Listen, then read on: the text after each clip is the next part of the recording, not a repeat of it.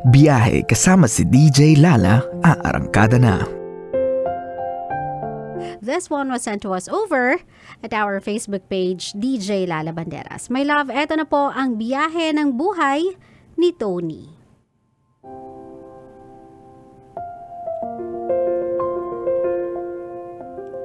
Hi DJ Lala. I'm too stressed. Yun bang parang feeling na pinagtulungan ka ng buong mundo? I'm now at the lowest point of my life. I've been here in the Philippines for almost 3 years. Tinatamad pa ako bumalik ng abroad kasi I've been working my ass off for 10 long years. Yet pakiramdam ng family ko, I'm so useless kasi I'm not giving them enough money now. I've been living with my partner now at sinusulit ko ang araw na kain at tulog. Nag-sideline ako onti ng online jobs para makatulong sa pang-araw-araw namin ng partner ko. Yes, gusto na ng pamilya kong bumalik ako sa pagtatrabaho. Gusto ko naman kasi sarili ko muna. Pero ayun nga, sabi nga ng mga kapatid ko na pinag-aral ko, selfish daw ako. At kanina lang sinabi ko na sa sarili ko naman muna aatupagin ko. Sinabihan nila ako ng rest in peace. Iniiyak ko na lang. I cut ties with them. Mananahimik na muna ako. Pinapahiya nila ako sa Facebook which I ignored. I've been the family breadwinner for the past 10 years. Naayos ko yung kabuhayan namin na nilustay lang din nila tas nang sarili ko naman ang uunahin ko para bang napakasama ko na para sa kanila. Ano po ba ang gagawin ko? Thank you and more power to your show.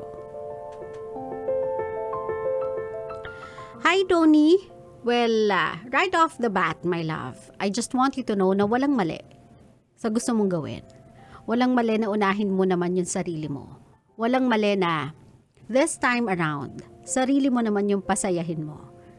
Kasi what other people do not understand, lalong-lalo na po yung may mga kapatid, kamag-anak, anak na breadwinner.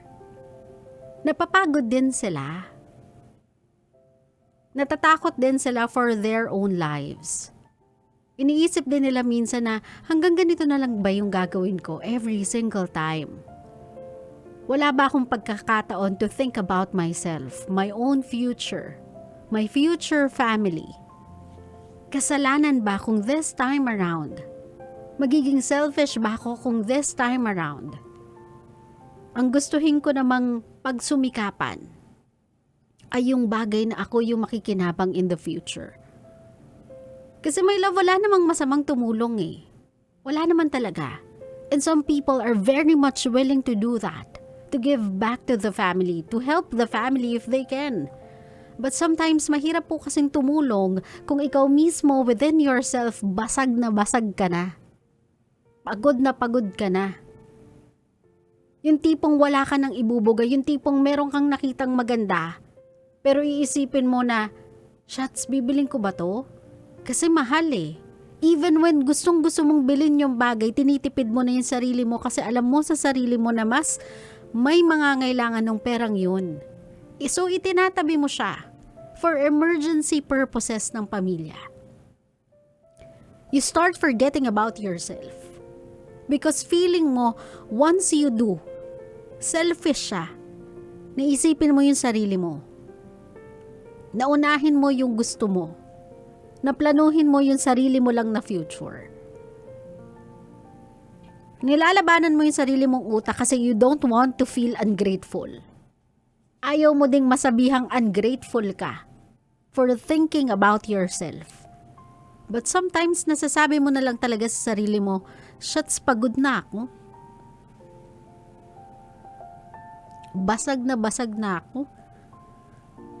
Ang hirap kumuha ng inspirasyon kung ikaw mismo sa sarili mo di ka na masaya. So I understand, my love. I understand kung right now you just wanna shut down. Kasi sometimes that's all we need. To shut down. To think about ourselves Yung hindi mo naisipin kung anong sasabihin nila sa'yo kasi right now you don't even know what to tell yourself in order to feel fine. So hayaan mo muna sila. Hindi natin makokontrol kung anong sasabihin nila sa'yo, pero makokontrol mo kung paano mo siya ipe-perceive, kung paano mo siya tatanggapin. You can either choose to feel bad for them or feel bad to them. Magkaiba yung dalawang yun, by love eh. When I say feel bad for them, medyo maawa ka ng onti sa situation nila. Kasi nasanay sila eh, na merong kamay na gumagabay sila sa kanila and right now they have to do things on their own and they are scared. So they are acting out like any kid would do. Kapag hindi na nila alam yung gagawin nila, they act out. Siguro ganun lang din sila. Or you feel bad to them. Ibig sabihin, magalit ka sa kanila, magtanim ka ng sama ng loob for everything that they are saying about you. I'll choose the first one, my love. Always choose the first one. Huwag mo nang punuin ng galit yung puso mo na umasa sila sa'yo. Huwag mo nang punuin ng galit yung puso mo na nagagawa pa nilang sabihin yan sa'yo despite of everything you've done for them. Huwag mo nang pasamain yung loob mo. Kasi imaginein mo, pagod ka na nga, masama pa yung loob mo. Tatanggapin mo pa lahat ng pain na yan, yung bigat na yan, ikikimkim mo pa, wag na. Just right now, stick to your choice. Stand by your decision. If right now, gusto mo munang manahimik sa mundo, like for example, kayo lang muna ng jowa mo at ayaw mo na munang magpagulo sa iba, do it. If you think that will help you to get the rest that you need, that you deserve, go for it. You don't have to explain yourself to anyone. You don't even have to explain your decision to them if you don't want to. Ibigay mo sa sarili mo yung bagay na hindi nila naibigay sa'yo. Peace of mind. Sometimes kasi, my love, sa mga ganitong klaseng pagkakataon, wala tayong ibang maaasahan kundi yung mga sarili natin. If you wanna feel good, if you wanna feel well-rested, all we have to rely on, or the very person that we can rely on, is ourselves. Just do one thing for me. Huwag kang maawa sa sarili mo for everything na pinagdadaanan mo. Do not feel sorry for yourself. Feel grateful. Because I don't know kung maniniwala ka. And I've said this one too many times to people who are experiencing the same thing. Ibinibigay yan sa'yo kasi kaya mo. Sa atin ibinigay yung ganyang kabigat na sitwasyon kasi alam nilang kaya natin. Alam nilang matatag tayo.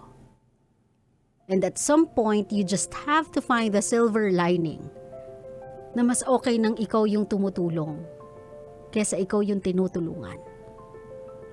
Naiintindihan mo ko, my love? So right now, I know you're tired. I feel you. I know what you're going through. Rest if you must, my love.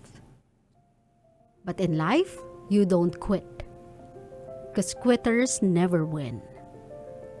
So kung gusto mong magtagumpay, kung gusto mong maging successful, do something na hindi nila ginawa sa'yo. Believe in yourself. Have faith in yourself. Magpapahinga ka lang, pero hindi ka susuko. Naiintindihan mo ko, my love? At kapag well-rested ka na, ilagay mo sa likuran, iisang tabi mo, leave it all behind. All the hurtful words na narinig mo out of anger, out of spite, mula sa mga taong minahal mo kasi alam mo naman sa sarili mo, pag balibaliktarin mo man ang mundo, mahal mo sila. Pamilya mo yan eh. Dugo mo yan. Ilagay mo sa baol, itapon mo kasama ng nakaraan mo. And then balik ka again sa kanila. And ask them, how can I help? Magsasabi naman sila eh. Pero that's only when nakapagpahinga ka na. Kapag nagawa mo na yung mga bagay na gusto mong gawin, kapag nabigay mo na sa sarili mo yung source of happiness that will make you feel energized, kapag nagawa mo ng lahat ng yun, saka mo sa kanila sabihin, how can I help? Kasi katulad nga ng nasabi dyan sa comment section, my love, you cannot give what you no longer have. You cannot help. If you mismo feel helpless. Naintindihan mo ko, my love? So, laban lang, Tony. Huwag kang bumigay. Huwag ka dading magalit. Huwag kang magtanim ng tampo at galit sa kanila. They are just trying to survive the best way they know how. You show them once that they can survive having you around. So, huwag ka magalit kung natatakot silang wala ka na. Huwag ka magalit kung natatakot silang bibitaw ka. They are just scared. And just like you, they are just also trying to survive. Naintindihan mo ko, my love? Masyado ng madaming negativity sa mundong to. Huwag na nating dagdagan. Masyado na tayong maraming taong nakabangga sa buhay natin. Huwag na natin itapon yung pamilya nang dahil lang sa pera. Yan ang pinakamababaw na dahilan para talikuran mo yung sarili mong kadugo. Naintindihan mo ako, my love? I hope you get me. I want you to rest. I want you to have everything you want in life. But I don't want you to forget about them. No one should. Even when nakapagsalita sila ng hindi maganda sa'yo, I don't want you to forget about them. Kasi I don't want you to regret. Pagtanda mo na wala kang pamilyang matatawag. That is something that I don't want to happen to you. Kaya magpahinga ka. Sige, magbakasyon ka. Gawin mo yung gusto mo. But once na naging okay ka na, once na na-secure mo na yung sarili mo, nagawa mo na yung mga gusto mong gawin para sa'yo at sa buhay mo, try to reconnect again with them. And ask them, how can I help? Naintindihan mo ko, my love? Klaro? Klaro.